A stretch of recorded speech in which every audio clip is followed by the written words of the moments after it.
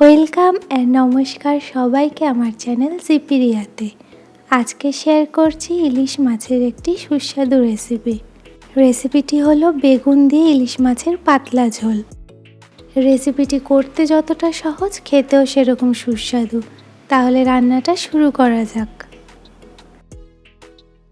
ফার্স্টেই এখানে নিয়ে নেওয়া হয়েছে 3টে ইলিশ মাছের পিস, যেগুলোকে নুন আর হলুদ দিয়ে ভালো করে ম্যারিনেট করে নেওয়া হবে।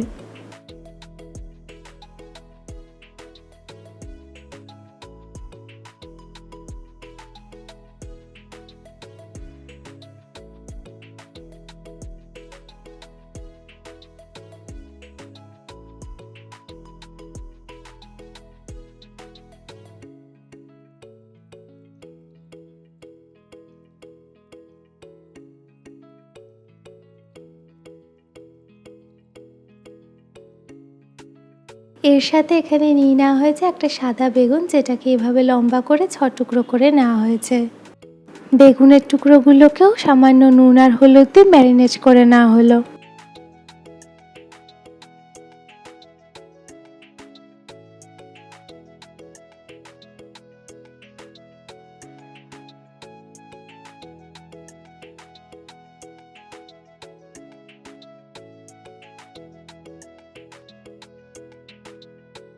এবারে কড়াই বসিয়ে কড়াই গরম হয়ে গেলে তাতে ঢেলে দেওয়া হলো সরষের তেল।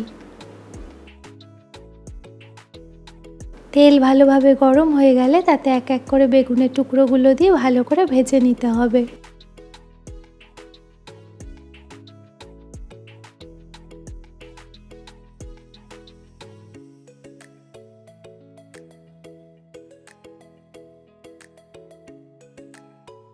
বেগুনগুলো ভালো করে উল্টে পাল্টে ভেজে নিতে হবে।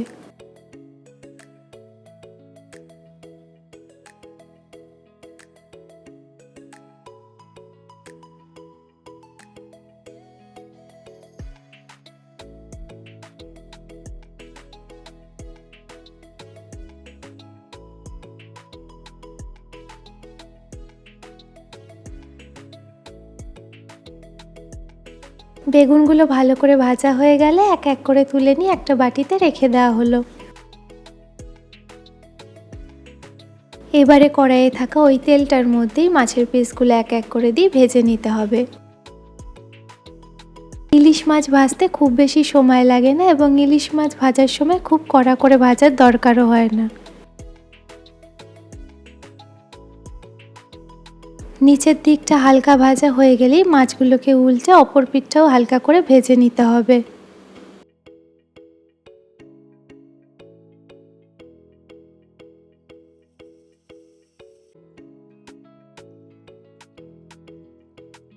মাছগুলো প্রত্যেকটা ঠিকঠাক ভাজা হয়ে গেছে। এই সময় দিয়ে দেওয়া হলো কালো জিরে ফোড়ন।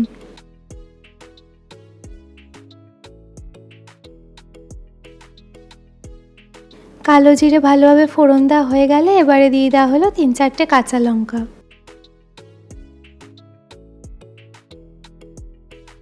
কাঁচা লঙ্কাগুলো একটু নেড়ে দিয়ে এবারে দিয়ে দেওয়া হলো প্রয়োজন অনুযায়ী জল। যেহেতু এটা পাতলা ঝোল হবে, তাই জলটা একটু বেশি পরিমাণেই দিতে হবে। এখানে এই 3টে মাছের পিসের জন্য 1 গ্লাস জল দেওয়া হয়েছিল। জলটা দিয়ে দেওয়ার পর দিয়ে দেওয়া হলো সামান্য পরিমাণ হলুদ এবং তার সাথে স্বাদ অনুযায়ী লবণ।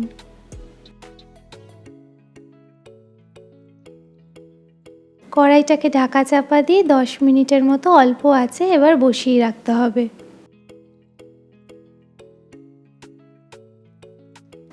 10 মিনিট পর ঢাকনা সরিয়ে নেওয়া হলো।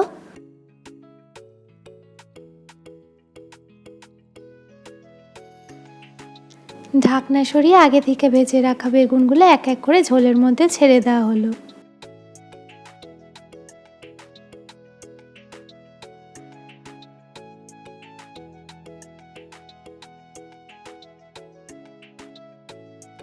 বেগুনগুলোকে ঝোলের মধ্যে দিয়ে মাছগুলোকে এক এক করে হালকা হাতে উল্টে দেওয়া হলো।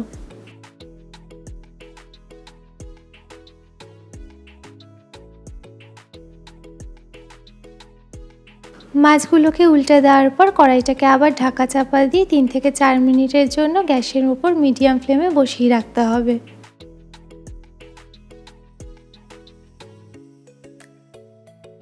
3 থেকে 4 মিনিট পর ঢাকনা সরিয়ে নেওয়া হলো। ঝোল ভালোভাবে ফুটে গেছে, মাছ আর বেগুন সব ভালোভাবে রান্না হয়ে গেছে। এবারে একটা সার্ভিং বোলে রান্নাটাকে সার্ভ করে নেওয়া হলো।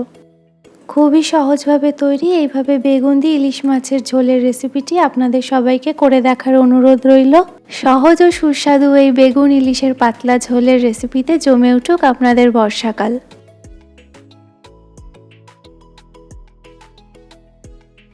ভিডিওটি এত অবধি দেখার জন্য সবাইকে অসংখ্য ধন্যবাদ। আশা করি রেসিপিটি ভালো লেগেছে। যদি আমার এই রেসিপিটি ভালো লেগে থাকে তাহলে আমার চ্যানেলটিকে সাবস্ক্রাইব করার এবং লাইক, কমেন্ট, শেয়ার করে আমার পাশে থাকার অনুরোধ রইল।